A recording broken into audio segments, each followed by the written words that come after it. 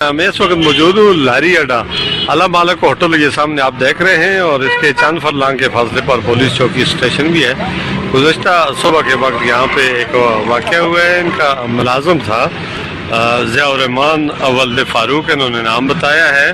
मोहम्मद हुसैन जो होटल किराएदार है, जो होटल मालिक है, इस वक्त होटल चला रहा है, और उसने बताया कि ये 20-25 रोज़ ये लड़का हमारे पास मुलाजिम नौकरी करता था। तो गुज़श्ता सुबह रात की ड्यूटी थी और सुबह के वक्त इसने मौका पाकर जब दीगर साथी नमाज के लिए गए तो इसने काउंटर से तकरीबन हज़ारों रुपए नकदी और 2 मोबाइल ग्राहकों के जो चार्जिंग पर लगे हुए थे लेकर रफो चक्कर हो गए। अलमिया ये है कि इसके पास शनाख्ती कार्ड या इनके पास कोई उसका रिकॉर्ड नहीं था, और उसने अपना नाम ज़ियाउर रहमान और वालिद का नाम फ़ारूक बताया, और इसका ताल्लुक वैली मनूर से वो बता रहा है। अब इसमें कितनी सदाकत है ये तो उसके सामने आने के बाद ही पता चलेगा।